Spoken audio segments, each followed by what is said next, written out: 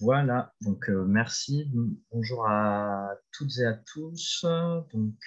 Bienvenue donc, pour ce webinaire. Donc, on est ensemble pour une petite heure et demie pour aborder notamment la question des enjeux liés à la sobriété numérique. Donc, on est très content de faire ce webinaire avec vous. Donc, c'est un sujet qu'on a commencé à travailler donc, entre deux centres de ressources DLA, le centre de ressources TES, Transition écologique et solidaire. Donc, il y a Ludovic et Julie qui sont présents donc, sur ce webinaire. Et puis donc, le CRDLA numérique avec Boris et, et moi-même. Donc, on est très content d'avoir pu travailler un sujet commun entre centres de ressources, en tout cas. Par rapport à la question de la sobriété numérique, en fait, ça me paraissait plutôt important de pouvoir aborder cette question dans le cadre du DLA parce que c'est une question qui est pas mal revenue en fait l'année passée notamment. Il y a eu beaucoup d'actualités qui sont sorties par rapport à la sobriété numérique et du coup ça me paraissait important de pouvoir aborder cette question-là pour un petit peu redonner des éléments de complexe, des éléments de compréhension pour les chargés de mission DLA. Et puis en même temps, vu que c'est un sujet qui est également un petit peu complexe, de vous donner aussi possiblement des billes pour pouvoir aborder éventuellement cette thématique-là dans les accompagnements. Donc plutôt l'idée aussi du travail qu'on a essayé de faire, c'était un peu de sortir aussi de l'entrée sobriété numérique avec des fiches pratiques qu'on retrouve un petit peu partout, mais qui sont plutôt axées sur les actions, mais aussi d'aborder cette thématique sur l'angle de l'accompagnement et de comment est-ce qu'on accompagne aussi les structures sur ce sujet-là. Donc voilà, donc pour les éléments de contexte, du coup, je laisse la parole à Boris qui va vous présenter les différents intervenants du webinaire ainsi que le déroulé. Donc, à toi, Boris. Merci, je vais être très court. Si tu veux passer à la slide suivante, merci David pour cette introduction. Du coup, ce qu'on avait prévu pour ce webinaire, voilà, je trouvais ça pertinent d'avoir deux intervenants experts sur le sujet de la sobriété numérique, notamment dans le cadre de leur travail actuel. Donc, on aura effectivement deux intervenants. Merci, un grand merci à donc Rémi Maronne donc de l'Institut du numérique responsable qui va pouvoir voilà, présenter pas mal d'éléments de compréhension sur le sujet de la sobriété numérique. Et Claire Metz donc des ateliers du bocage qui va pouvoir parler vraiment des ateliers du bocage, l'activité en tant que coopérative d'insertion avec un modèle axé sur le reconditionnement de matériel informatique. Donc, avec ces deux interventions, on va essayer d'ajouter un format un peu table ronde, déjà avec des sessions de questions-réponses à l'issue de chaque intervention. Mais à la fin de ce webinaire, on essaiera d'ouvrir un peu plus largement la discussion de façon plus informelle pour ceux qui veulent poser leurs questions. N'hésitez pas voilà, à poser vos questions dans le chat. David, Julie et moi, on pourra les remonter en direct. Et enfin, dernier point sur le déroulé. Donc, à l'issue de ce webinaire, Julie, donc du CRDLEATS, vous présentera la fiche dédié justement au sujet de la sobriété numérique, avec justement cet angle à la fois de sensibilisation au sujet, mais aussi pour les acteurs de l'accompagnement. Voilà, j'en dis pas plus. Restez juste connectés jusqu'à la fin pour avoir la présentation un peu détaillée de cette fiche. Donc voilà pour le déroulé, l'introduction du déroulé. Je vais maintenant laisser la parole donc, au premier intervenant, donc Rémi. Merci encore hein, pour d'avoir accepté notre invitation. Merci, bonjour à toutes et à tous. Je vais vous partager mon écran. L'objectif donc de mon intervention va être un petit peu de resituer, alors d'une part l'action de l'Institut du numérique responsable, pour voir comment en fait potentiellement vous pouvez peut-être vous emparer de certains livrables que l'on produit, resituer après également ce qui est l'Institut du numérique responsable. En amont, en fait, je vais plutôt parler de l'enjeu en fait de cette empreinte du numérique et de la manière dont on essaye de l'aborder à l'INR. Et du coup, on va essayer aussi de resituer bien sûr cette empreinte dans un contexte un peu plus global. Donc, je suis Rémi Maronne, je suis directeur de projet pour l'Institut du numérique responsable. Et donc, je vais directement rentrer dans le vif du sujet en vous disant qu'effectivement, l'enjeu, en fait, du sujet que l'on aborde, c'est évidemment le climat. Alors, c'est un PDF que j'ai, donc la petite animation ne se lance pas, mais bien évidemment qu'on verrait une animation qui déroule année après année, en fait, les vagues de chaleur que l'on verrait apparaître au fur et à mesure. Et donc, bien sûr qu'on a un enjeu de dérèglement climatique et en particulier de réchauffement climatique qui est très très fort. Et en fait, c'est, je dirais, avant tout à cela que l'on cherche à répondre. Et on va voir qu'en fait, les moyens pour y répondre sont assez nombreux et que le numérique, bien sûr, a sa part de responsabilité, on va dire, là-dedans.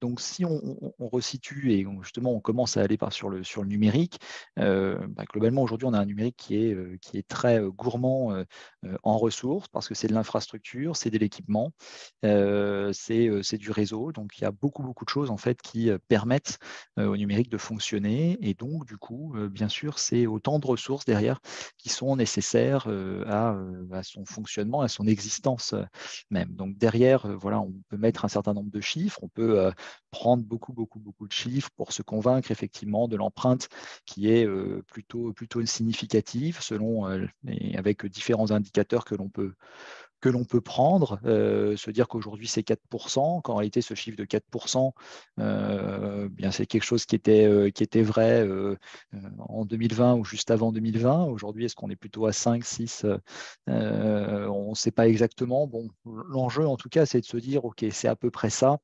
Et 4%, c'est à la fois peu et à la fois beaucoup. Alors peu, pourquoi? Finalement, peu parce que quand je regarde un petit peu aujourd'hui, je dirais la capacité d'Internet à toucher en fait la population, même 4 milliards de personnes en fait touchées par le numérique, c'est même un peu plus aujourd'hui. On dit que c'est 60% de la population mondiale.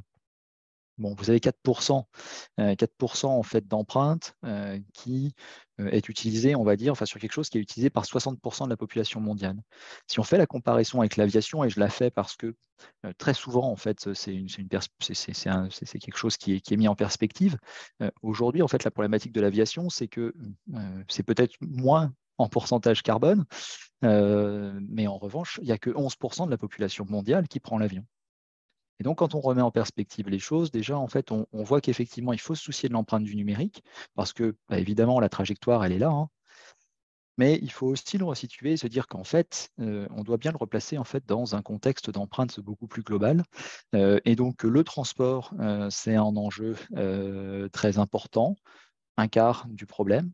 La problématique de l'alimentation, c'est un quart du problème, que la problématique de, on va dire, bâtiments, etc., logement, c'est un quart du problème. Et puis qu'il y a un quart du problème qui est produits, biens et services, et que dans ce quart, eh ben, globalement, il y a 4%, 5% qui incombent au numérique. Et donc déjà, en fait, ça nous permet de resituer un petit peu les choses dans son contexte. Et bien sûr que c'est beaucoup, mais attention, on doit bien se saisir que l'enjeu, il est aussi de travailler sur tout le reste et que donc, ce n'est pas juste avoir un prisme numérique en disant je fais bien au niveau numérique, donc du coup, il n'y a pas de problème. Non, évidemment, en fait, l'impact, il est global et donc le sujet du transport, de l'alimentation, la notion de bâtiment de manière générale et les produits et biens et services de manière générale sont un enjeu très fort. Donc une fois qu'on a dit ça, on n'a pas encore dit grand-chose, mais on va aller assez droit au but. C'est des choses également qui seront rappelées dans les interventions suivantes, que globalement l'empreinte du numérique elle est très forte au niveau de la fabrication et que donc c'est bien là-dessus qu'il faut travailler, notamment en fait sur la fabrication des équipements des utilisateurs. Hein. C'est là en fait que se concentre la majeure partie des impacts, qu'on parle beaucoup d'empreinte carbone parce que l'empreinte carbone aujourd'hui c'est on va dire notre problématique numéro 1. Enfin et encore. Il y en a bien d'autres. Hein. Les sujets de biodiversité sont des enjeux énormes, mais c'est vrai que le carbone nous préoccupe beaucoup, beaucoup parce que, bien sûr, c'est directement lié au réchauffement de notre planète. Mais on peut regarder plein d'autres indicateurs. Et pourquoi, du coup, en fait, eh bien, la production de nos équipements numériques émet certes du CO2, mais également un certain nombre d'autres choses qui sont relatées ici. Je ne vais pas aller dans le détail, ce n'est pas l'objectif. Ce qui compte, c'est de se dire que oui, effectivement, en fait, notre problème, c'est de fabriquer beaucoup, beaucoup, beaucoup, beaucoup d'équipements numériques pour des usages émergents, pour des usages habituels, pour des usages en hausse, pour des usages parfois incontrôlés. Et donc, eh bien, la somme des usages qui sont créés ou qui sont naissants font qu'il y a de nouveaux équipements qui arrivent. Et puis, les nouveaux équipements entraînent aussi la création de nouveaux usages. Bref, tout ça s'alimente de manière assez exponentielle qui fait que, eh bien, la trajectoire, pour l'instant, elle est loin d'être sobre. Et donc, comme on n'a pas une trajectoire sobre, on a bien sûr un problème qu'il faut réellement, effectivement, adresser et bien se dire qu'effectivement, l'empreinte, finalement, elle est à beaucoup d'étages. Donc, ça, c'est des choses qui, je pense, vont être rappelées aussi dans les interventions suivantes. Je ne vais pas forcément trop m'étaler, mais on va aussi un petit peu aller plus loin, en fait, parce que quand on parle d'empreinte du numérique, bien finalement, ce prisme carbone, alors effectivement, quand on a de l'environnement, oui, les gaz à effet de serre, ça c'est les gaz à effet de serre qui sont représentés ici. On voit effectivement que le problème du dioxyde de carbone, c'est que c'est 3/4 des émissions de gaz à effet de serre et qu'en plus, le dioxyde de carbone, c'est ce qui reste le plus longtemps dans l'atmosphère. Donc, bon, c'est normal qu'on fasse un focus là-dessus. Et puis, en général, parfois, par on va dire métonymie, on dit GES comme on dit CO2, parce qu'effectivement, vous voyez bien que globalement, il y a quand même plus de 3/4 des composants, on va dire, des gaz à effet de serre qui sont du dioxyde de carbone. Donc, du coup, effectivement, on peut faire ce focus, en tout cas, là-dessus. Mais en fait, si on regarde le numérique, et c'est là justement en fait où on va pouvoir peut-être décentrer un peu le message, qui va peut-être vous permettre également de d'autant mieux l'adresser, je dirais, c'est que du coup, on va regarder un peu autrement. Alors, c'est là que je viens avec le Petit Prince. Et en gros, ce que je dis ici, c'est que globalement, en fait, on voit beaucoup de choses. On a réussi à matérialiser le carbone, c'est-à-dire qu'on arrive à le mesurer, on arrive à estimer les choses de manière assez précise, ou en tout cas, on arrive à s'en approcher. En tout cas, on a réussi à matérialiser le carbone. Pour autant, en fait, sur les sujets du numérique, il y a beaucoup de choses qui sont peut-être un peu moins perceptibles et qui ne sont pas tout à fait mis en corrélation avec le problème. Je vais mettre un premier point qui est le problème de la parité dans les métiers du numérique. Ça, ce n'est pas un petit problème, c'est un vrai sujet. Aujourd'hui, quand vous cherchez start-up sur votre moteur de recherche préféré, globalement, voilà à quoi ça ressemble.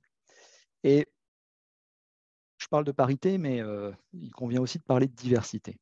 Et ça, c'est un vrai sujet. C'est un vrai enjeu parce qu'évidemment, en fait, non, je crois que je n'ai pas mis d'exemple parce que sinon, c'est un petit peu long. Mais globalement, je vais juste prendre, ça fait toujours réagir, mais moi, ça me fait rire. Si je prends aujourd'hui les assistants vocaux, les Google Home et compagnie, la voix par défaut qui a été mise, c'est une voix qui est féminine. Pour, du coup, un assistant, enfin une assistante, du coup.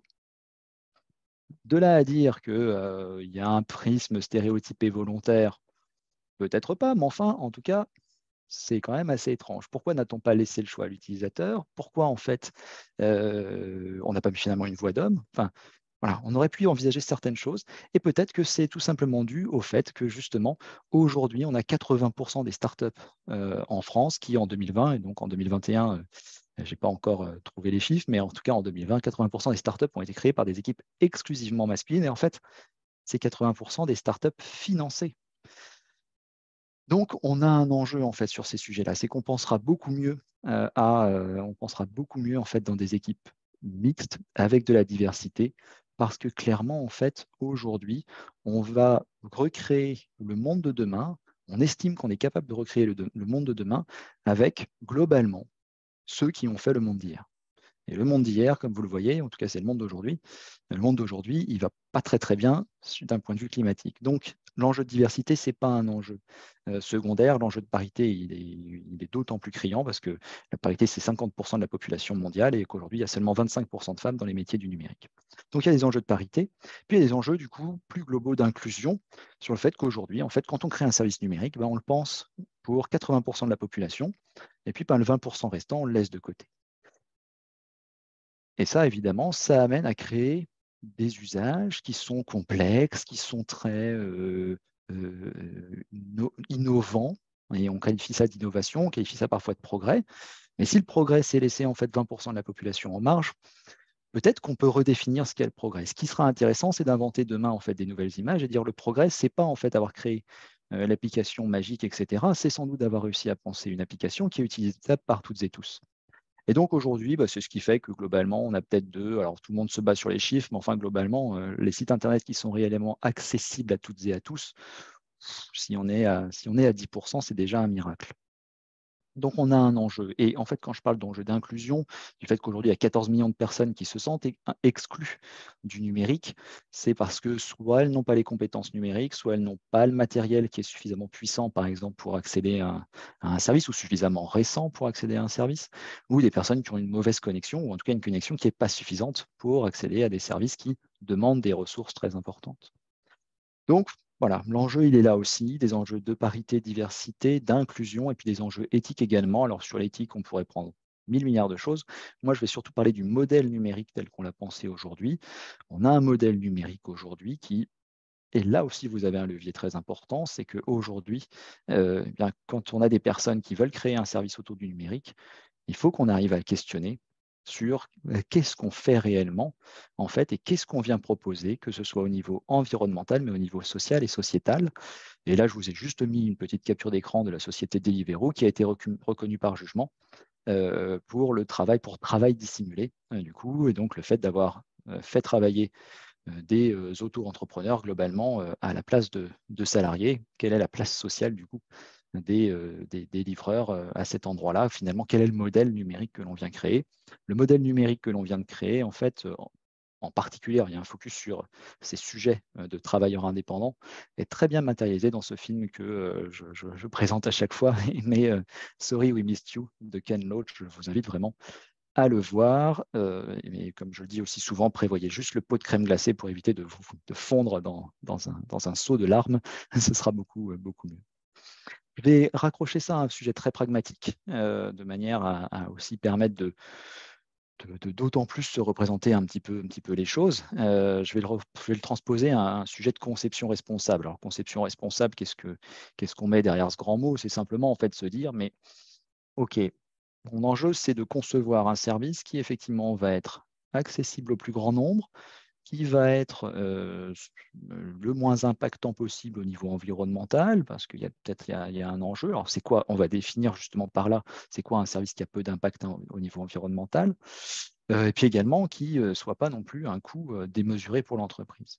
Et en fait, à travers cet exemple, on peut mettre un certain nombre de réponses qui sont intéressantes et qui, je crois, en fait, vous permet de rentrer dans le sujet. Donc, ma question, en fait, la question que je pose, on ne va pas forcément y répondre ensemble, je vais mettre des réponses, mais je vous invite à y réfléchir en même temps que je parle, c'est pourquoi est-ce qu'il vaudrait mieux mettre du texte en page d'accueil de son site internet plutôt qu'une vidéo en arrière-plan? Globalement, voilà, une vidéo, ça peut être super sexy, on peut mettre plein de choses, un peu d'animation, bref, on se dit qu'au niveau marketing, ça peut faire le job.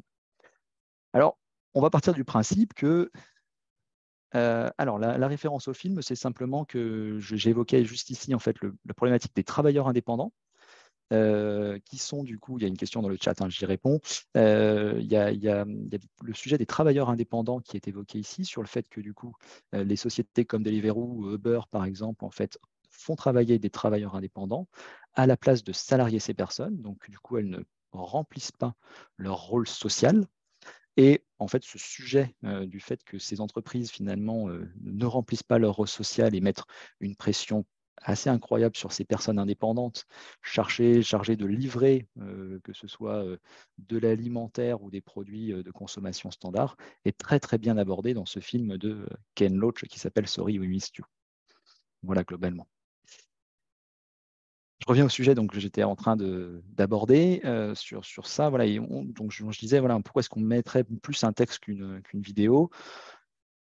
Et on va partir du principe qu'on a convaincu le service marketing, ou en tout cas ceux qui étaient à l'origine du projet. On leur a dit, vous verrez avec un texte, on peut faire des trucs super chouettes, on peut mettre de la couleur, des gros titres, etc. Ce qui est vrai. C'est-à-dire qu'aujourd'hui, en fait, on peut faire des choses au niveau texte qui sont très jolies, très agréables à lire. Ce n'est pas du tout un problème. Et en fait, là où on va aller dans la réflexion, c'est qu'en fait, on va se dire que globalement, il y a beaucoup d'intérêt. Parce qu'en fait, le premier prisme qu'on pourrait prendre, si vous avez déjà abordé les sujets d'éco-conception, de conception responsable, etc., ou en tout cas de qu'est-ce qu'on pourrait faire pour diminuer un peu notre empreinte au niveau des usages, globalement, alors je crois que j'avais laissé la slide. Ah oui, elle est là. Globalement, notamment, il y a une étude du Shift Project qui en parle. Le Shift dit, globalement, dans les usages, en fait, on peut chercher à droite, à gauche, mais en réalité, le problème, c'est la vidéo.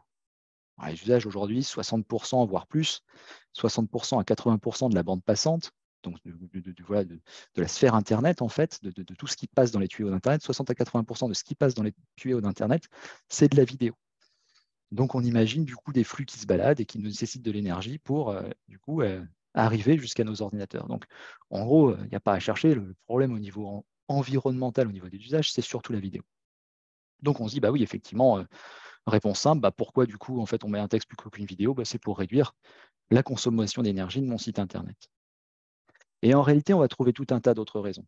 Et c'est ça que je trouve intéressant, c'est qu'en réalité, en fait, oui, bien sûr, c'est moins énergivore au niveau du stockage. C'est moins énergivore au moment d'accéder au site Internet. OK, dont acte, c'est vrai, mais c'est une première mission bien remplie. Mais en fait, ce qui est très intéressant aussi, c'est que pour toutes les personnes qui ont une connexion à Internet qui est à réseau faible, pour toutes les personnes qui ont un ordinateur vieillissant, globalement, il y a quand même plus de chances qu'elles accèdent à votre site Internet de manière complète et qu'elles aient accès à l'information plutôt que si on mettait une vidéo. Également, du coup, j'ai un contenu qui est plus accessible. Pourquoi? Parce que en fait, Google comprend mieux les vidéos, comprend mieux le texte que les vidéos. Il référence mieux ces éléments-là. Google, comme les autres moteurs de recherche, bien sûr. Également, ce que j'ai noté aussi sur cette slide, c'est que globalement, pour l'utilisateur, c'est plus facile. Des titres, des sous-titres, etc. Je peux aller chercher l'information que je veux à l'endroit que je veux. C'est plus facile à consulter. Et puis, d'autres éléments en fait, que je peux rajouter, vous les voyez sur la droite, voilà, changer une virgule dans un texte, c'est quand même 1000 fois plus simple que de changer une virgule dans une vidéo. C'est beaucoup moins coûteux à produire aussi, et c'est moins coûteux à mettre à jour. Et enfin, in fine, et c'est là en fait que le sujet de conception responsable devient intéressant aussi, c'est que globalement, c'est ça qu'on cherche à faire. Ça, je veux dire, oui, c'est le résultat. OK, c'est moins énergivore au stockage et à la consultation. OK, c'est vrai. Il y a moins de consommation d'énergie. Mais ça, je dirais, on le met de côté en vrai. Ce qui est super intéressant, c'est que si tout le monde faisait de la conception responsable, alors c'est utopique, mais si tout le monde le faisait, ou en tout cas c'est ce qu'on cherche à atteindre, eh bien, on ne pousserait pas les utilisateurs à changer de téléphone ou d'ordinateur, d'ailleurs j'ai écrit téléphone, mais à changer d'ordinateur ou de téléphone pour pouvoir l'utiliser. Et ça, en fait, qui est intéressant, c'est que notre objectif, c'est de faire en sorte que les gens consomment moins de matériel. Si on crée des usages qui, par définition, n'ont pas besoin de la dernière version de l'ordinateur ou du téléphone pour pouvoir être utilisé, on poussera moins à changer d'équipement. Donc ça, c'est très intéressant et surtout aussi tout le reste très intéressant. Et on vient jouer en fait sur une valeur qui est assez chère à l'INR, que je n'ai pas rappelé ici. Mais à l'INR, en fait, on travaille beaucoup avec le triptyque qui est relativement classique, qui s'appelle Profit, People, Planet, Prosperity, avec l'idée que globalement, on essaye de faire du bien à la planète. On essaye de prendre soin du plus grand nombre, et donc on rend quelque chose de beaucoup plus accessible à toutes et tous, et puis qu'également, qui soit bénéfiques à l'entreprise d'un point de vue économique, qui permettent du coup d'engendrer soit des réductions, soit une meilleure répartition de la valeur. Voilà globalement un petit peu la philosophie qu'on peut adresser et qui peut se transposer et finalement qui peut être mieux perçue également par des personnes. On va leur dire, mais il faut que vous cherchiez à réduire l'empreinte environnementale de votre service numérique, de votre site Internet. OK, mais quel sens ça a? Bah, le sens, en fait, c'est qu'effectivement, on va s'adresser mieux à toutes les personnes et en fait, on va voir quelque chose qui sera in fine moins coûteux, parce que ce sera un service qui sera peut-être plus simple, avec moins de fonctionnalités, avec moins de contenu, avec moins de choses qui, popent dans tous les sens et cetera. Voilà, globalement. Beh, globalement, Nicolas, moi, c'est un petit peu mon discours. Effectivement, je vois votre question, la sobriété n'est-elle vue que du point de vue environnemental? Non, justement. C'est que je pense que si on aborde le sujet dans sa plus de largeur, on arrive à embrasser des sujets qui font sens également pour bon nombre de personnes et qui ne sont pas juste une injonction à dire: «Vous, là, vous devez absolument réduire l'empreinte à un instant T de quelque chose». Non, c'est que vous avez aussi socialement des choses à faire et qui sont intéressantes et également économiquement des choses, intéressantes. Voilà. Merci. Est-ce que donc globalement, c'est ce que moi je voulais surtout vous dire en fait comme message. Pour le reste, bah, on est une association, loi 1901 qui existe également en Belgique et en Suisse. On compte un peu plus de 223 organisations membres. Oui, ça c'est pour l'Europe. 136 organisations adhérentes en France, avec des grandes entreprises, des TPE-PME, du secteur public et cetera. Globalement, on a développé des outils de formation qui sont accessibles à toutes et tous pour aller plus loin sur ces enjeux-là, notamment un MOOC. Je vous invite à consulter notre MOOC si vous le souhaitez, il est en accès libre pour le plus grand nombre. On a développé d'autres outils également. Je vais en présenter juste un parce que je vois l'heure qui file et puis pour répondre à des questions-réponses, mais je vais en présenter juste un autre qui fait écho à ce que je viens de vous dire. On a par exemple notamment un référentiel, donc un guide de bonnes pratiques sur tous ces sujets de conception responsable, comment du coup essayer de concevoir un site internet ou une application mobile ou autre chose de manière la plus responsable possible. On a des bonnes pratiques que l'on fournit et de manière à pouvoir du coup bien adresser ce sujet en se posant les bonnes questions et justement répondre de manière complète aux enjeux sans se focaliser uniquement sur le point de vue environnemental ou en tout cas sur le point de vue CO2 qui, de toute façon, on le sait, a aussi ses limites dans le sens où l'injonction à finalement juste se dire je vais consommer moins à un instant T, elle ne va pas convaincre tout le monde. Tout le monde a besoin de s'y retrouver. Et on voit que en mêlant les sujets environnementaux avec les sujets sociétaux et l'aspect économique pour l'organisation, eh bien, on arrive à convaincre tout le monde. Voilà globalement ce que je voulais vous dire. Et il y a d'autres éléments, d'autres outils qui sont présentés dans les slides qui vous seront envoyés. Donc, vous pourrez y faire référence et les consulter. Bah, merci Rémi pour cette super intervention.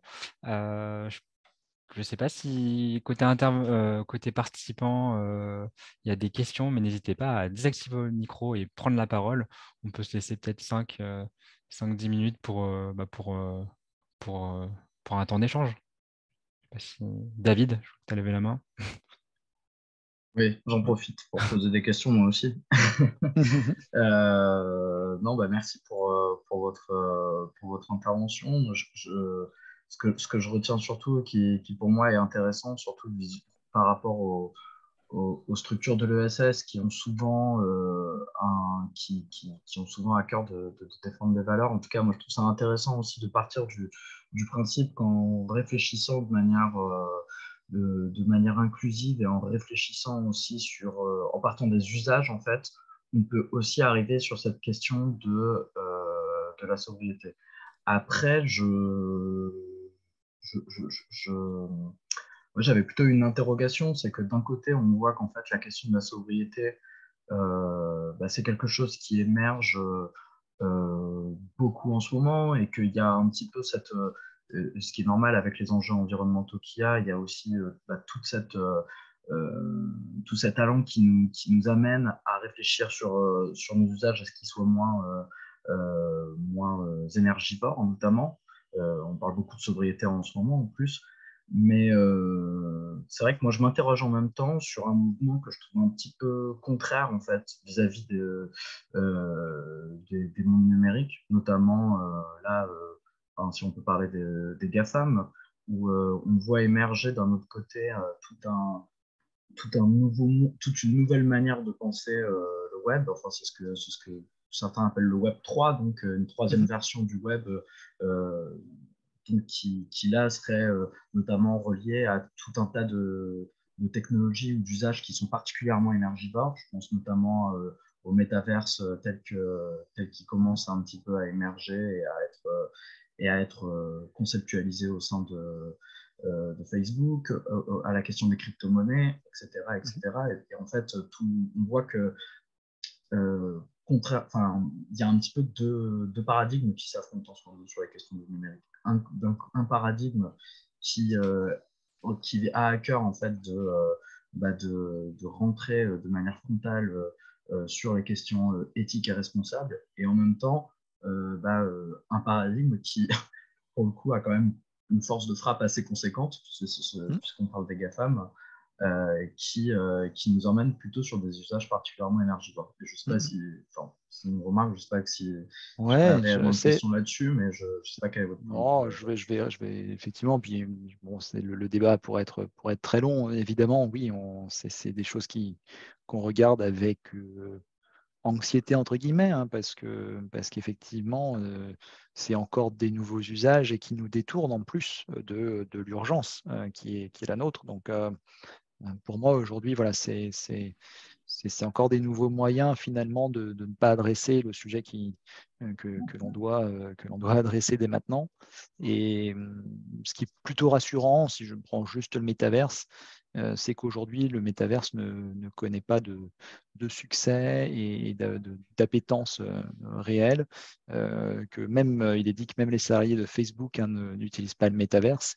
Donc, on peut espérer en fait que finalement, les gens s'en détournent pour l'instant et que les usages qui pourraient être inventés ne soient pas adoptés. C'est un petit peu l'espoir. C'est aussi pour cela je dirais qu'on est aussi présent en tant que mouvement associatif, au même titre que plein d'autres, hein, et qu'on doit être, je dirais, lobbyiste à la fois de se dire que le numérique, c'est le monde de demain, mais qu'il faut qu'on arrive à choisir le numérique que l'on veut, et que par rapport à toutes ces questions de modèle, justement, il y a énormément à faire. Et donc, je suis assez aujourd'hui et de plus en plus, je dirais, alertant sur le côté modèle du numérique, et qu'on se doit de travailler sur ce sujet parce que c'est évidemment un enjeu fort. Donc voilà, donc voilà, pas une vraie réponse, mais en tout cas, les mouvements associatifs comme les nôtres doivent continuer à se multiplier pour être lobbyistes d'un numérique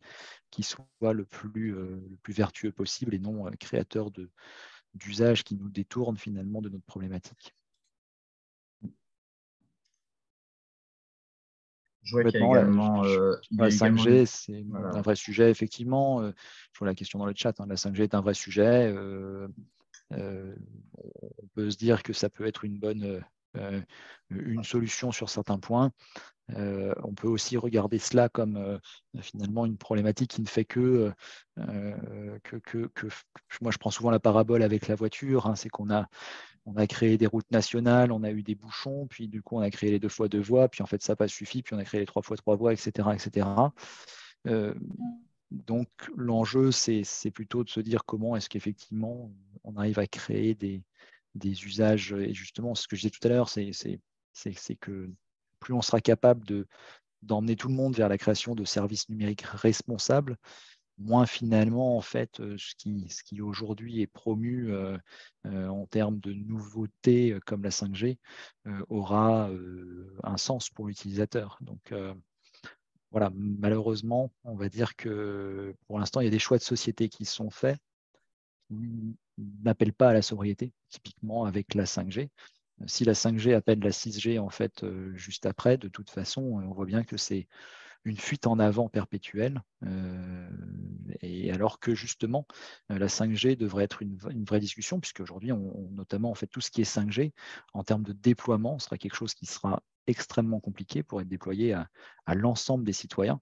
Et donc, on devrait justement être en capacité de se dire, mais l'enjeu, c'est d'abord de relier tout le monde avant de penser à une nouvelle technologie. Déjà, faisons en sorte que tout le territoire ait la 4G, ce serait déjà un bon début. Il y avait une question de Lorraine. Alors, je sais pas, tu avais levé la main, Lorraine. Je ne sais pas si tu veux prendre Je la pense que parole. c'est Christine du mouvement associatif Lorraine, je crois. Ah, pardon. Pas pour moi. Pas grave.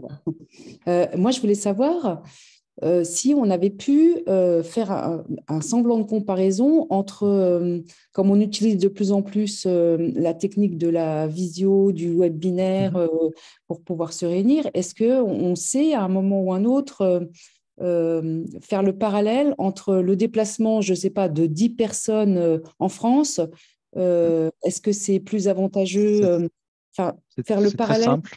Ah, C'est très simple. Si tout le monde vient en vélo, enfin non, c'est très simple. C'est qu'aujourd'hui, on sait que l'empreinte de notre réunion aujourd'hui, c'est quasiment zéro.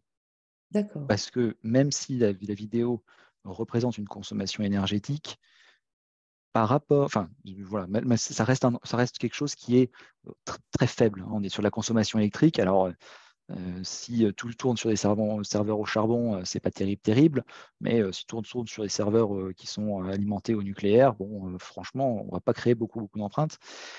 Mais ceci dit, ça pourrait devenir un peu plus questionnable si tout le monde venait en vélo à l'événement. Mais aujourd'hui, comme la majorité des déplacements se font en voiture, c'est sans aucune comparaison que ce que l'on fait en visio a une empreinte infiniment moindre qu'un événement physique. Donc voilà, si demain tout le monde vient sur des événements à vélo, on pourra rediscuter éventuellement de la comparaison de qui est le plus émetteur, mais aujourd'hui, il n'y a pas de comparaison possible. Le transport, c'est 80% de l'empreinte d'un événement, de manière générale. Merci. Surtout dans un réseau comme le DLA qui est national. Et donc, si tout le monde devait se déplacer sur un seul instant partout en France, le bilan carbone ne serait vraiment pas bon.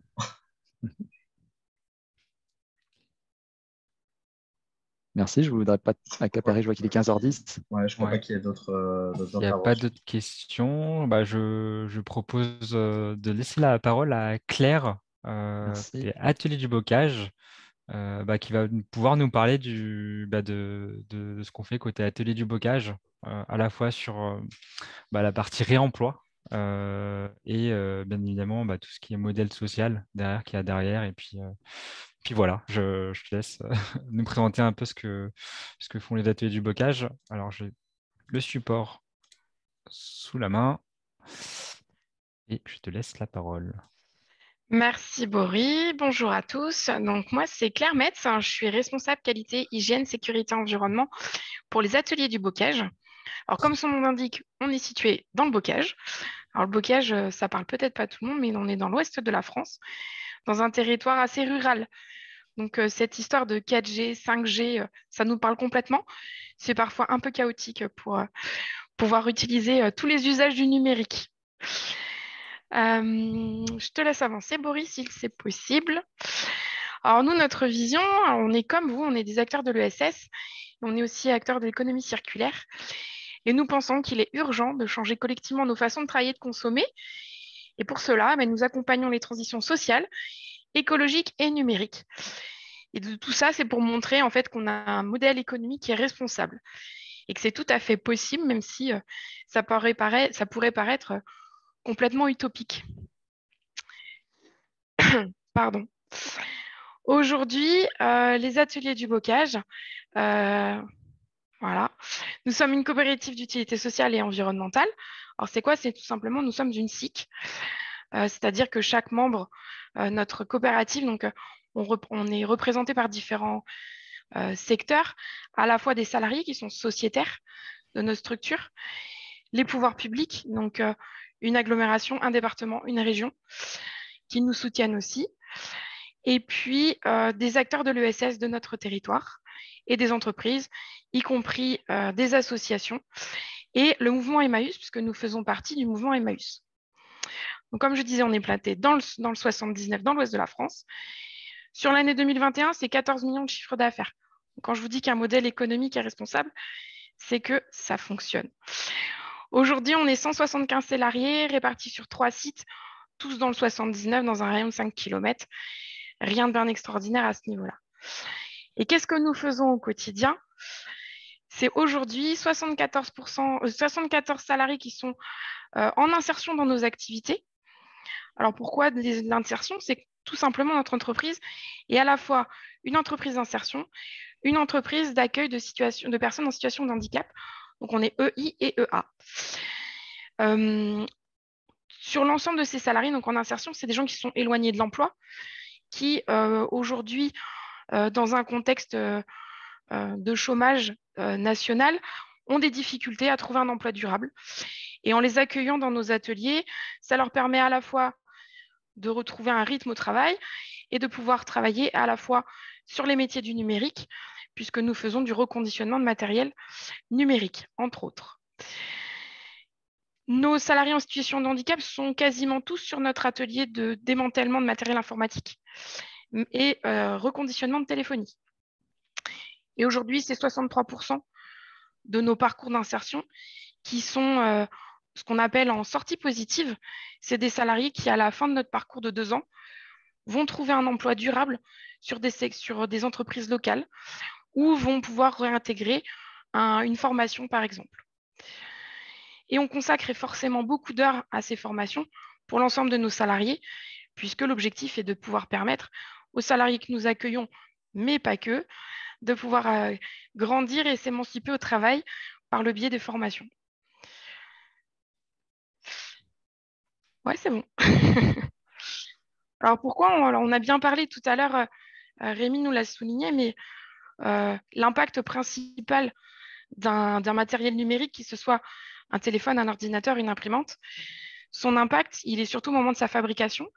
Il l'est aussi au moment de son usage, mais ce n'est pas sa fonction première. Et puis, la fin de vie de cet équipement, donc il devient un déchet d'équipement électrique électronique. Alors, pourquoi on l'appelle D3E? C'est qu'il s'appelait avant un équipement électrique électronique. Il fonctionnait soit parce qu'il était branché sur une prise, ou il était en fonctionnement avec une pile ou une batterie.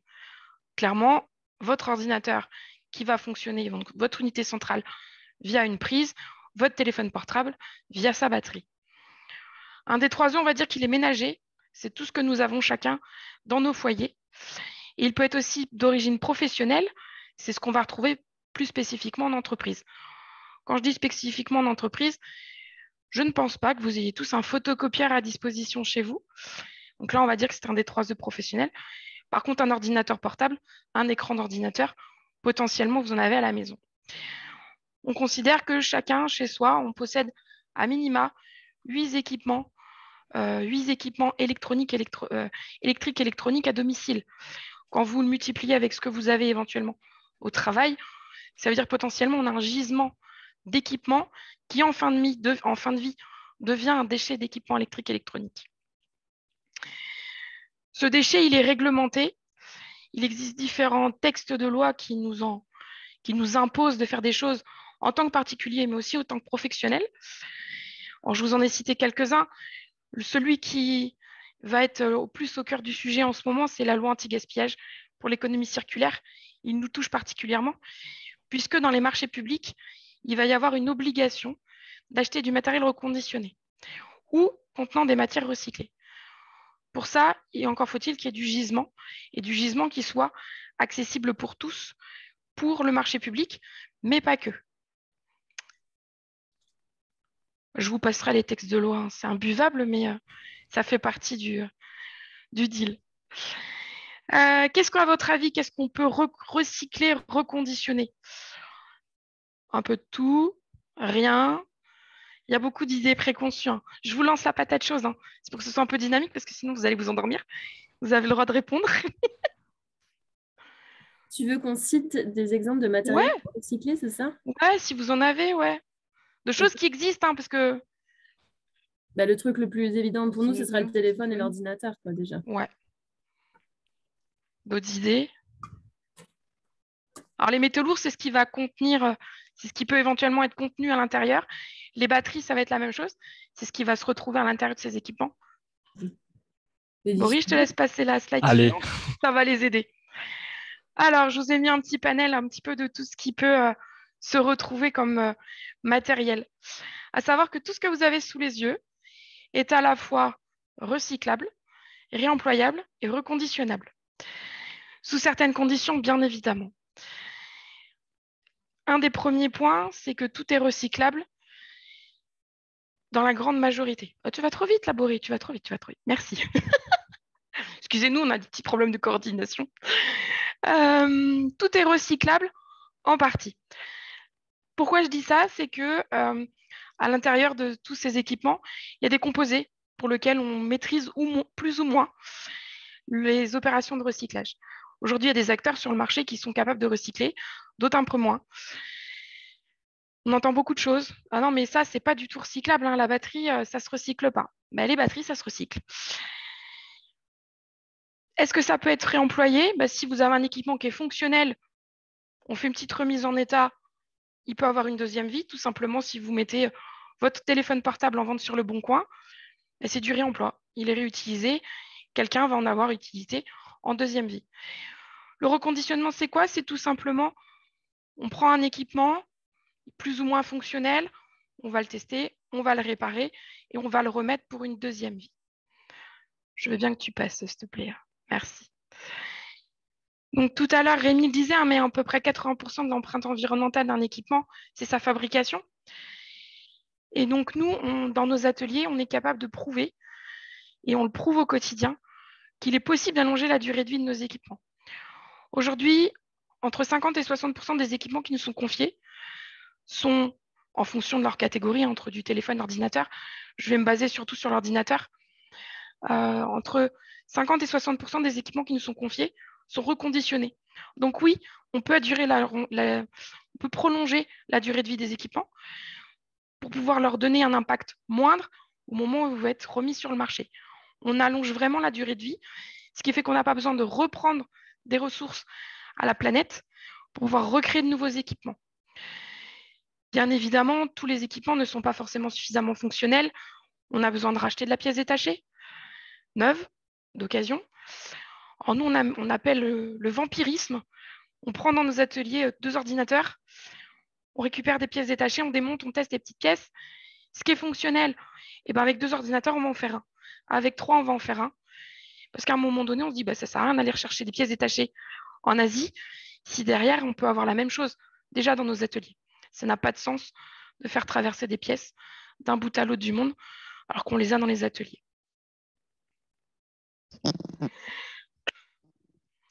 Comment on fonctionne aujourd'hui? Nos clients sont pour la plupart des entreprises, sont des entreprises du service public comme du service privé. Ils nous confient leur flotte, que ce soit des ordinateurs portables, que ce soit des téléphones portables, que ce soit des écrans, des photocopieurs, des onduleurs, des serveurs. Tout ce qui aujourd'hui fait fonctionner une entreprise. Ça va jusqu'aux onduleurs qui permettent de maintenir en cas de coupure électrique. Ça arrive dans nos ateliers et du coup, on va reconditionner tout ce matériel et on va le revendre. Il est prêt à être utilisé en l'état. Ça veut dire que tout a été vérifié, testé, contrôlé pour pouvoir mettre à disposition de l'ensemble des entreprises, des associations ou du particulier du matériel de seconde main. Pour les particuliers, on a 3 boutiques aujourd'hui physiques sur lesquelles vous pouvez vous rendre. Alors, ceux qui sont dans le Grand Ouest, ça vous parlera donc sur Poitiers, Niort et Bressuire, juste à côté de la Monnaie. Du coup, pour ceux qui seront trop loin, on a une boutique en ligne pour pouvoir avoir nos sites de e-commerce, pour pouvoir aussi vendre nos équipements. On vend aux entreprises qui ont fait le choix d'acheter du reconditionné et qui ne font pas le choix de racheter des équipements avec des flottes neuves. Certaines entreprises n'ont pas, ont vraiment cette volonté environnementale d'avoir une certaine sobriété énergétique et numérique et du coup de racheter des équipements reconditionnés. Et puis, on a un programme qui s'appelle Solidatech et Boris, là-dessus, il connaît bien, il y travaille. On permet de bénéficier aux associations à la fois de matériel reconditionné, donc approuvé, testé, à moindre coût, permettant en tout cas de pouvoir permettre aux associations de se fournir en équipement numérique. On fournit aussi les logiciels pour pouvoir utiliser ces matériels. Et puis, tout l'accompagnement formation que peuvent proposer Bory et ses équipes pour pouvoir utiliser ces équipements. Rien de plus parlant que de vous parler du confinement, de toutes ces entreprises, associations qui se sont mis à faire des visios, telles qu'on est en train de faire là, et de se dire mince, comment on utilise Zoom, mince, comment on utilise Teams, je ne sais pas faire, j'ai besoin, je ne sais pas animer une réunion en webinaire, j'ai besoin de contacter en tout cas mes bénéficiaires, comment je fais? Et donc, Solidatech, c'est un programme qui est soutenu par les ateliers du bocage et Bory est mon collègue de travail au quotidien. Pas sur le même site, mais collègue travaille quand même.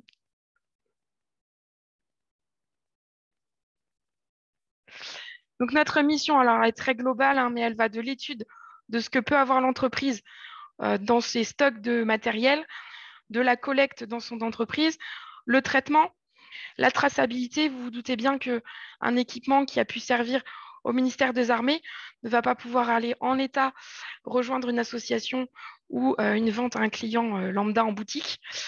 Et puis, sortie de nos ateliers en traçabilité, on va aller soit sur du recyclage, soit du réemploi, sachant que l'objectif étant de mettre le plus de matériel en réemploi. Ce n'est pas toujours possible, mais en tout cas, on essaye d'y tendre au maximum. Je te laisse avancer. Alors, c'est un peu la même chose que ce que je viens de dire, mais du coup, là, ça reprend un petit peu tout ce qu'on peut faire. Téléphone, tablette, PC portable, unité centrale, serveur, les consommables d'impression. On les oublie souvent, mais ils font aussi partie de l'empreinte numérique. C'est toutes vos cartouches d'impression. Elles sont recyclables et donc il serait fort dommage de les mettre aux ordures ménagères. Voilà, et ça rentre dans le package de l'imprimante. Donc, quand on connaît le coût d'une imprimante et des cartouches, les recycler, leur donner une deuxième vie, ça a du sens. Je te laisse avancer encore un coup. Encore une fois.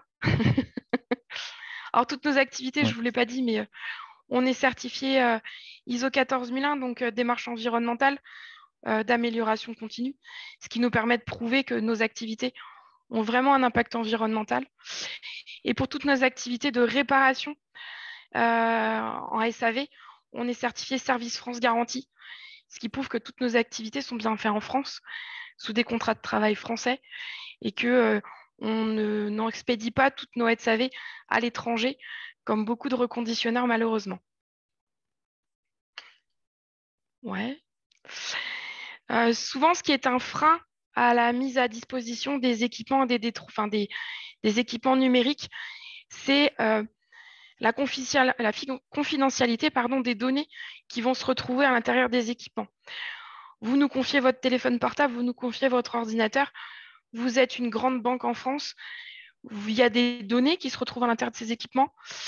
Pour pouvoir les remettre à disposition et à la revente en tant que matériel reconditionné, on a une obligation d'effacer ces données. Déjà, premièrement, parce que vous n'avez pas forcément envie que vos données bancaires apparaissent à la disposition de tout le monde. Et deuxièmement, parce qu'il y a la RGPD qui nous l'impose aussi. Donc, on va effacer toutes les données des équipements. On a un certificat d'effacement de données pour pouvoir justifier que bien le disque dur a bien été effacé. Et puis, si ce n'est pas possible, ou si parce que le client le souhaite, nous allons détruire physiquement ces disques durs. C'est une opération qu'on déteste faire, détruire des disques durs, puisqu'aujourd'hui, les logiciels d'effacement de données sont hyper performants et que par conséquent, il est fort dommage quand le client nous dit « Non, mais détruisez les disques, c'est mieux, c'est plus sûr. » Parce que du coup, il faudra reproduire des disques durs pour pouvoir rendre l'équipement fonctionnel. Donc nous, ça nous fait franchement mal au cœur. Mais bon, le client est roi malgré tout.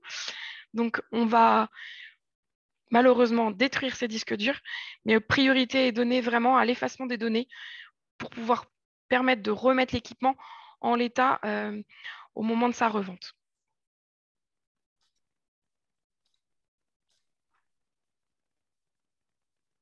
Je ne sais plus si j'ai mis autre chose. Je crois qu'il n'y a plus trop de... Ouais, j'ai plus rien mis. Oh, j'étais intarissable, j'arrivais plus à m'arrêter. Merci. Merci beaucoup, Claire. Je ne sais pas si tu avais d'autres choses à ajouter avant de passer aux questions-réponses. je ne sais pas si tu avais quelque chose à ajouter en plus par rapport Acheter du à ça. reconditionné? Je pense que l'idée voilà, de ton intervention, c'était de dire qu'il y avait effectivement des acteurs qui proposaient effectivement des solutions pour accéder à du matériel informatique reconditionné et qui pouvaient justement être dans une démarche effectivement comme tu disais, de sobriété énergétique et numérique. C'est dans ce cadre-là, effectivement, qu'on voulait avoir ton intervention auprès du réseau DLA. Alors, je ne sais pas du coup si côté réseau DLA, on a quelques questions par rapport à justement l'achat de matériel reconditionné, renouvellement de parc informatique. Voilà, il y a des retours de Je la suis part très mauvais du réseau. commercial, mais s'il faut vendre, on arrivera à vendre.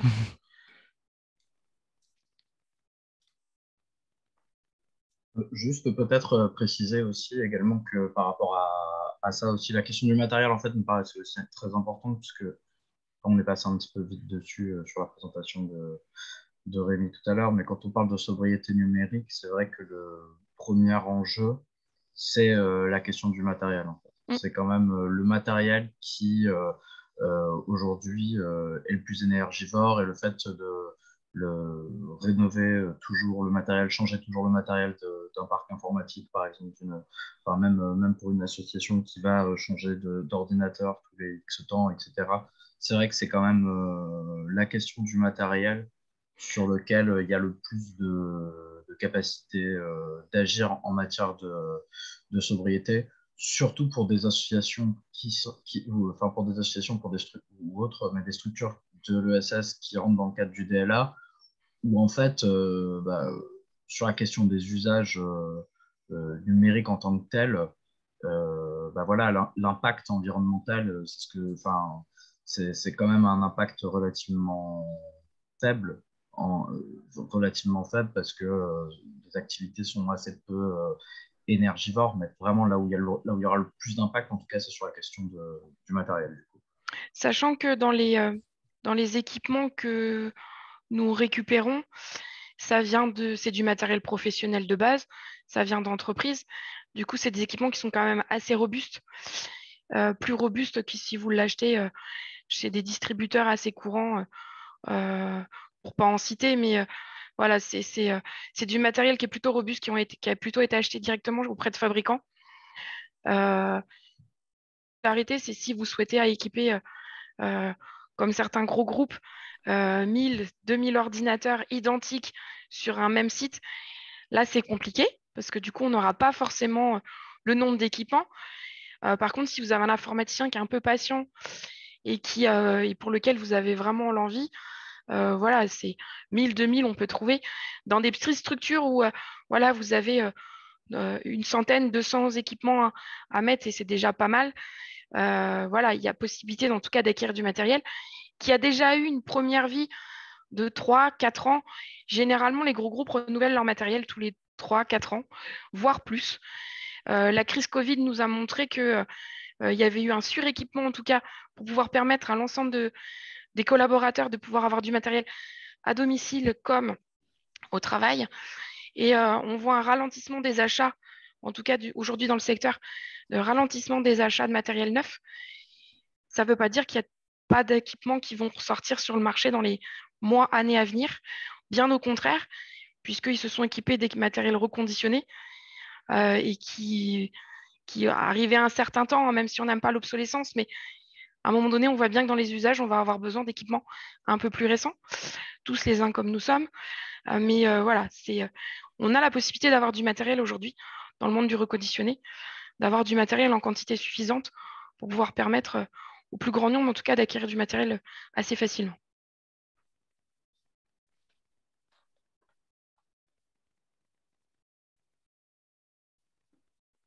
Des petites questions?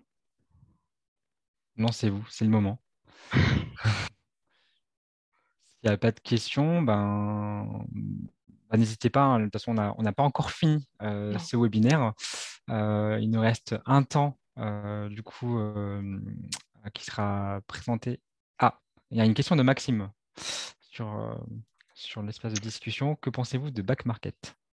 Alors, dans quel sens? Back Market, c'est une plateforme de vente. Voilà. Ça, si Maxime, tu veux expliciter ta question à l'oral, peut-être. Il y a plein, il y a Ouais, plein de, ouais, il y a plein de carrément. visions de Back Market. Il me semble, bonjour, merci pour cette présentation. Il me semble que des critiques avaient été faites sur l'entreprise. Alors, je ne sais plus exactement lesquelles, mais je crois qu'il y avait des incitations à acheter quand même, toujours plus. Donc là, c'est vis-à-vis de la publicité, suite à la diverse levée de fonds, bien sûr. Et il me semble aussi, niveau environnement, que le sourcing était fait dans d'autres pays qui, de toute façon, aussi allaient chercher des matières. Enfin, c'était toujours mieux que le neuf, mais que dans tous les cas, il y avait toujours cet impact environnemental fort. Je ne sais pas si Alors, je vous avez... confirme. Voilà, de ce point de vue-là, je confirme. À savoir qu'aujourd'hui, à Back Market, même si voilà, il communique fortement, il est très visible. Il fait une vraie lobbying sur le reconditionné. Et ça, là-dessus, on ne peut pas lui reprocher parce que c'est vraiment un des précurseurs dans le domaine. À savoir que sur ils ne sont que plateformes de marché, place de marché. Ce n'est pas eux qui reconditionnent en eux-mêmes. Ils font appel à des reconditionneurs comme nous. Je n'ai pas honte de le dire, mais les ateliers bocage, on commercialise aussi via Back Market. Une des difficultés, c'est qu'il y a très peu de reconditionneurs en France et qu'ils vont s'approvisionner à l'étranger pour pouvoir récupérer du matériel. Donc, certains reconditionneurs en Europe de l'Est vont aller chercher des lots aux États-Unis, les reconditionner en Europe de l'Est et les revendre en Europe, y compris en France, en reconditionné. Donc, l'impact environnemental, vous l'avez bien compris, je vais prendre surtout le smartphone, mais avant d'atterrir dans votre poche, il a déjà fait 4 fois le tour du monde, entre l'extraction des matières premières, sa fabrication, ses assemblages, sa distribution. Vous le récupérez aux États-Unis, vous les ramenez en Europe de l'Est, vous les reconditionnez et vous les redistribuez en Europe. Clairement, l'impact du transport du téléphone, il va grimper. Rémi l'a expliqué tout à l'heure, mais il y a effectivement la fabrication, mais toute la distribution qui est derrière est énorme. Donc, c'est un des freins aujourd'hui de Back Market et ils ne s'en vendent pas, on est bien d'accord. Ils ne vont pas se vanter de pouvoir commercialiser des équipements qui sont reconditionnés en Europe. D'où l'intérêt, pour nous, en tout cas, Atelier du Bocage, d'être certifié Service France Garantie, c'est que cette opération de reconditionnement, elle est faite en France et on le défend parce qu'on n'est pas nombreux et on y tient et on a vraiment envie que ça continue. Malheureusement, on est quand même obligé de travailler avec des gens comme ça pour pouvoir continuer à vendre sur des places de marché. Parce que quand on a des gros lots, on ne sait pas forcément comment les couler. Et c'est un moyen de les écouler. Mais dans notre pays ici, vous achetez chez Darty, vous rachetez un ordinateur, on vous reprend l'ancien. C'est la même chose chez Boulanger, chez Carrefour, chez Auchan, chez Leclerc. Donc en fait, on a un système de reprise de l'ancien matériel contre achat du neuf qui est quasi automatique. Oui. C'est peut-être pour ça que vous avez du mal à vous approvisionner en matériel d'occasion, qui peut être reconditionné. C'est peut-être pour ça que vous êtes sur une filière parallèle aux grandes filières de la grande distribution française. Il y a une loi qui oblige ça. Ouais, donc, parce que notre cœur de marché, il n'est pas autour du produit du particulier en tant que tel. Il est plus au niveau des flottes industrielles pour pouvoir avoir une durabilité de l'équipement. Après, effectivement, quand vous achetez un équipement, il y a cette obligation de 1 pour 1. Vous achetez un, vous ramenez un. Ça, c'est les coparticipations que vous financez. À chaque fois que vous achetez un équipement numérique, vous payez une écotaxe. C'est les éco-organismes en fait, qui vous permettent de faire ça. Donc, sur le marché du D3E, vous avez écosystème et écologique. C'est ni plus ni moins que les bornes que vous avez à l'entrée de vos supermarchés pour mettre votre ampoule, votre brosse à dents électrique et puis votre grille-pain. Ils ont obligation. À savoir que Fnac Darty ont leur propre atelier de reconditionnement. Donc, on se fait pas, il n'y a pas de concurrence. Il n'y a pas de, on n'a pas une question de vous avez des difficultés à ou ils ont. On n'est pas du tout sur le même cœur de marché. Et ils ont développé leur propre système de reconditionnement aussi. Et on est confrères, on n'est pas concurrents du tout. non, mais je parlais d'approvisionnement. Je parle de En matières approvisionnement, premières. on n'a Vous pas. parliez tout à l'heure, vous avez Ouais. dit le mot approvisionnement. C'est-à-dire que vous L'approvisionnement, nous, manquez c'est parfois de PC portables ou de téléphones Mm. à reconditionner. Ce que je dis, c'est peut-être du fait d'avoir ces grandes filières aussi, ces filières d'activité de la grande distribution, de très grandes enseignes, qui font. C'est vrai que Darty bosse avec Emmaüs, bosse avec Envie. C'est ça. Voilà, d'autres. J'ai travaillé plusieurs années, moi, en tant que référent État. Je suis dans l'insertion par l'activité économique, avec les EA aussi, et je connais un peu tout le système de l'économie circulaire. C'est tout à fait logique d'ailleurs. Donc, est-ce que vous avez des difficultés d'approvisionnement parfois? Pas tant que ça. Aujourd'hui, on traite Ah, entre 500 et 600 tonnes d'équipements électriques par an et ça ne fait que croître tous les ans parce que notre source principale d'approvisionnement, c'est le professionnel. Ça va être des grands groupes. Ça va être un des acteurs principaux qu'on a sur la téléphonie. Ça va être Orange. Quand vous êtes particulier, que vous allez déposer votre téléphone, votre vieux téléphone Orange en boutique, que vous en achetez un neuf, tous ces téléphones vont revenir dans nos ateliers, y compris avec des entreprises comme des banques, des ministères, des services publics, pour pouvoir récupérer des flottes. Donc, on n'a pas tant de difficultés de récupérer des flottes. Ce qui va être plus difficile, c'est de récupérer des flottes uniformes. Quand je dis uniforme, c'est 2000, 3000 ordinateurs identiques pour pouvoir permettre à une société qui voudrait acquérir le même matériel, le même équipement, complètement uniforme, pour équiper l'ensemble de ses salariés. C'est ça qui est plus difficile. Parce que quand vous prenez une entreprise, elle va avoir X PC, X écran d'ordinateur. Mais si vous avez un informaticien derrière qui vous dit non, moi je veux tous le même matériel, c'est là où c'est plus difficile. Voilà. Mais des quantités, on en a. Nos stocks pourraient agrandir encore. Merci Claire pour ce retour. Oui, oui. Je crois qu'il y avait une question côté de Claire Mouquet. Non, je vois qu'elle a désactivé sa caméra. Donc, ce que je propose, c'est d'aborder la section suivante. Merci Claire pour cette Merci à vous. intervention et ces différentes réponses. Je vais maintenant laisser la parole à Julie, donc, Oui. qui porte en tant que chargée de mission FNE, donc le CRDLA TES, Transition écologique et solidaire, et qui a mené la fiche ressources qu'on lance officiellement du coup avec ce webinaire sur la sobriété numérique et notamment pour les acteurs de l'accompagnement.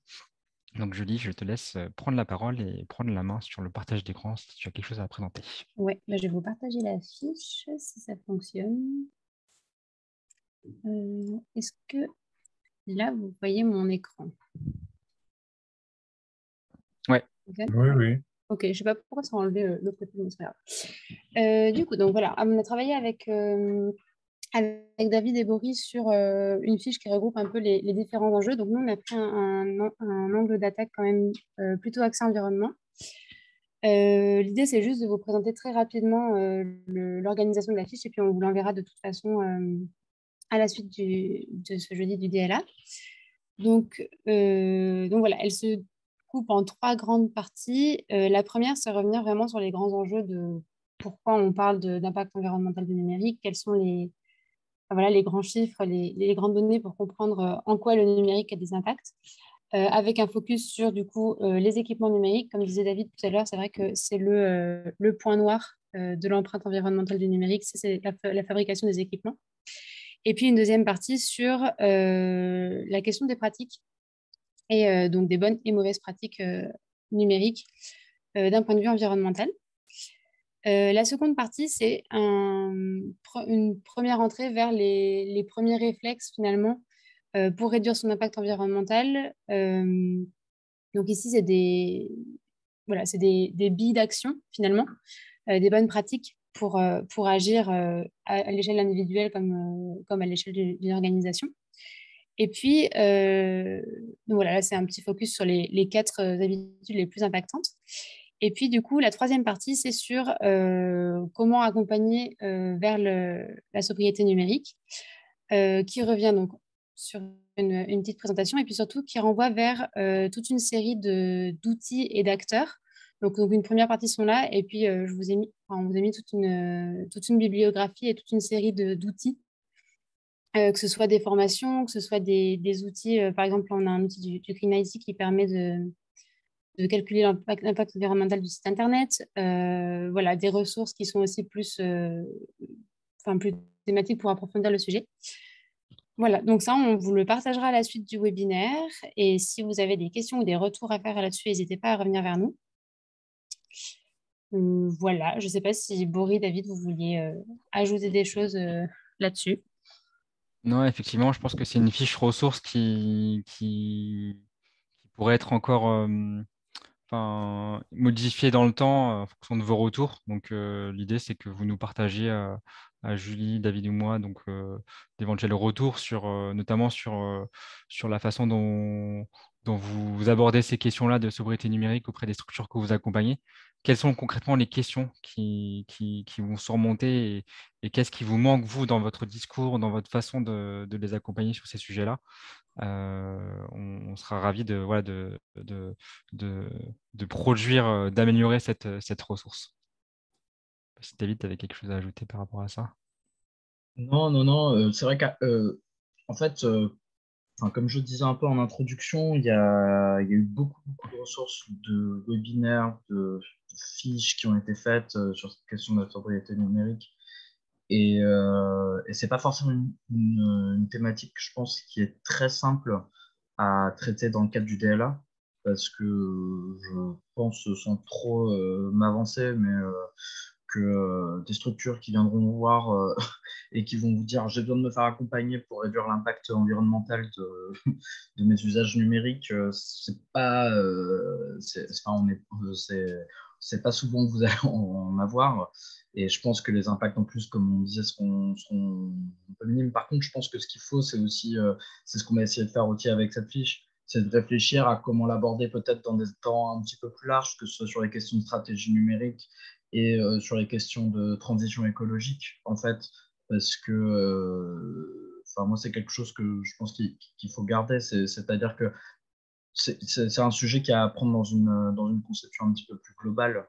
Euh, la question de la sobriété numérique, c'est un peu l'exemple que disait Rémi tout à l'heure sur pourquoi est-ce qu'on utilise du texte et pas une vidéo. Et en fait, on se rend compte qu'à partir du moment où on veut produire ou avoir du numérique, mais que on est en contradiction avec les valeurs peut-être qu'on peut porter ou quoi, ça va forcément être un petit peu problématique. Donc peut-être, en tout cas, avoir cette entrée-là, de se dire que c'est un sujet qui peut être abordé de manière dans une perspective un petit peu plus large sur des temps d'accompagnement collectif ou autre. C'est des questions qui peuvent aussi être abordées en formation. Donc, on a essayé de vous mettre un petit peu en lien des acteurs de la formation pour des structures qui seraient intéressées. Il y a eu le MOOC, notamment, dont parlait Rémi tout à l'heure. Mais voilà, et puis aussi de sensibiliser à cette question-là. Donc, pour les structures qui seraient intéressées pour aller plus loin. Enfin, moi, j'ai un exemple, par exemple, d'une structure une structure à Strasbourg qui nous avait présenté un projet côté mouvement associatif. Et c'était une structure qui travaillait sur la question de l'environnement. Et en fait, pour illustrer un petit peu ce que je dis, en fait, il s'est très vite posé pour elle la question d'avoir des outils collaboratifs au sein de son équipe, d'avoir des outils numériques un petit peu, un peu plus développés. Et en fait, par rapport à cette structure, justement, qui promeut la question d'écologie, bah, voilà, très vite la question de se dire avec quel outil est-ce que je vais utiliser, où est-ce que mes données vont être hébergées, parce que là il y a la question de l'hébergement des données, si c'est un hébergement local ou pas, etc. Et très vite en fait elle s'est rendue compte que voilà, il fallait pour s'outiller, en fait c'est des choses qui relèvent un peu du bon sens pour des structures qui ont déjà des hackers de, euh, de travailler sur ces questions environnementales ou sur ces questions un peu sociales, comme on peut retrouver dans le SS, quoi. Donc après, voilà, c'était juste une petite remarque supplémentaire.